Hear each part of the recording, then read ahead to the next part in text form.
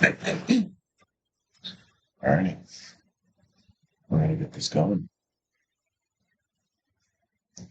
Let's go live. 5, 4, 3, 2, 1.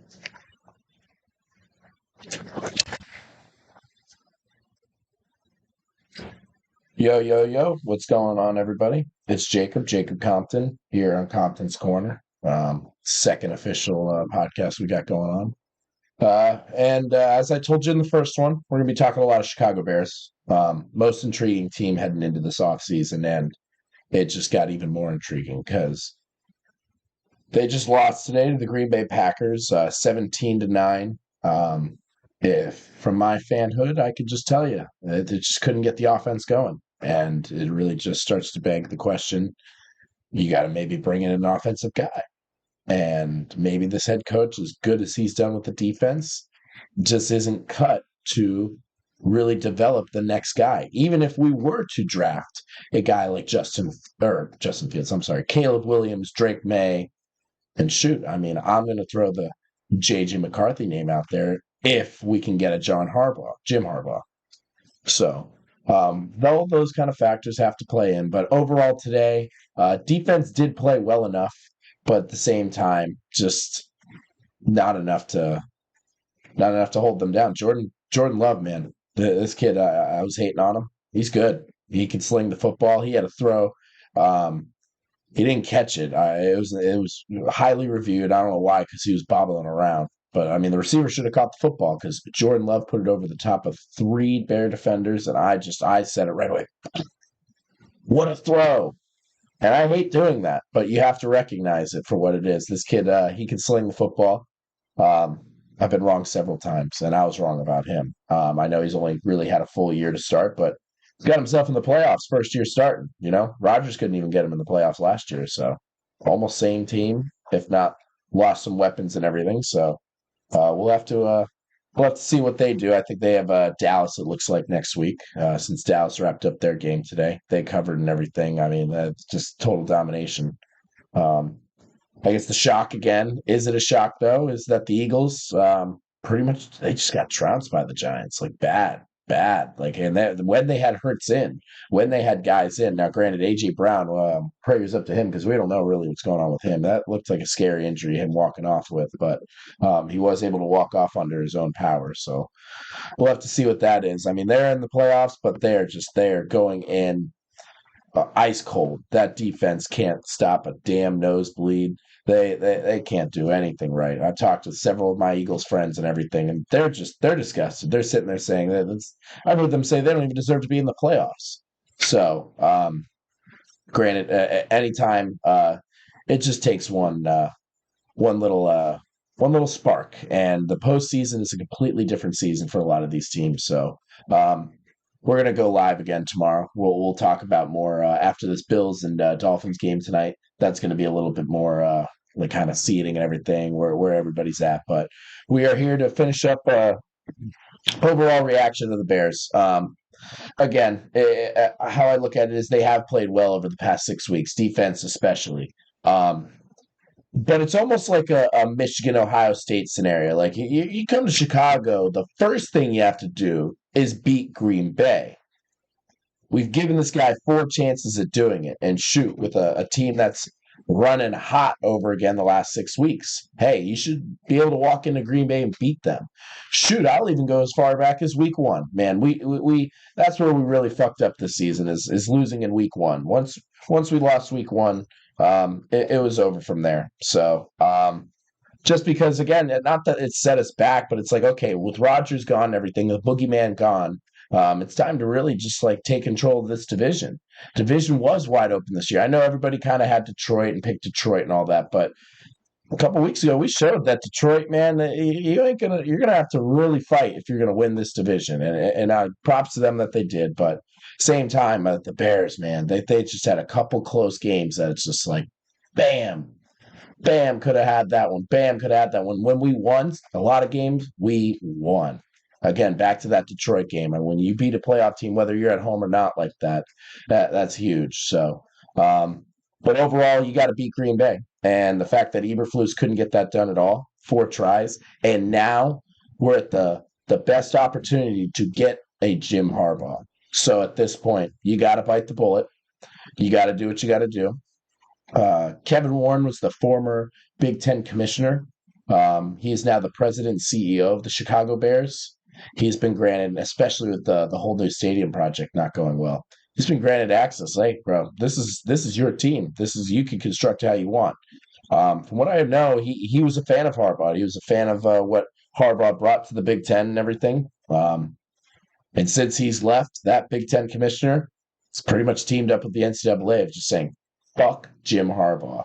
And Harbaugh's sick of it, you know what I mean? So I just look at that little connection, and I think this Bears loss, if there's any blessing to take from it, losing to the Packers like this, it's as if Eberflus goes, the most attractive job in football is going to be the Chicago Bears. That open job is going to be the Chicago Bears, and we can't take that for granted. We have the number 1 pick based on a record that wasn't even ours. I haven't looked at it with this loss. I know we're gonna have a top 10 pick. We had the number 10 pick coming in with the loss. We just secured that. So 2 top 10 picks. At that point, if I'm him, he's got a couple different scenarios even for him coming in. I don't take a quarterback 1. I take Marvin Harrison Jr. at 1.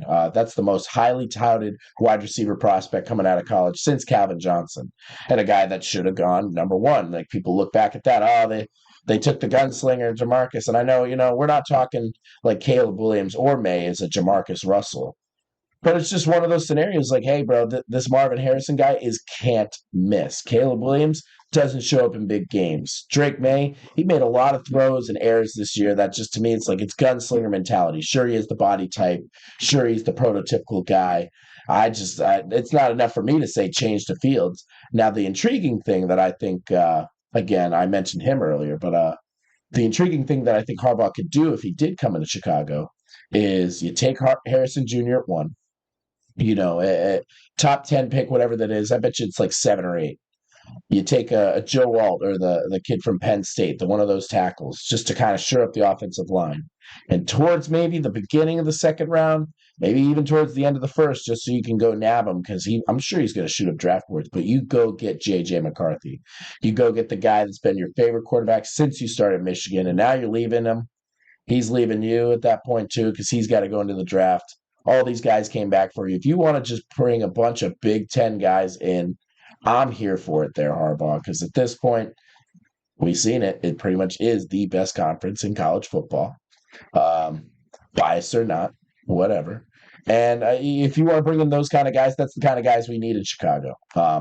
Just a few more picks, because I think Poles has done a good job. Ryan Poles, the GM of the Bears, has done a good job drafting guys, but it is going to be a little bit of a, what do we do about that with him, even if Harbaugh does come in? I know Harbaugh did not get along with Trent Baalke, the former GM of the 49ers. That's pretty much what ended up being their whole downfall.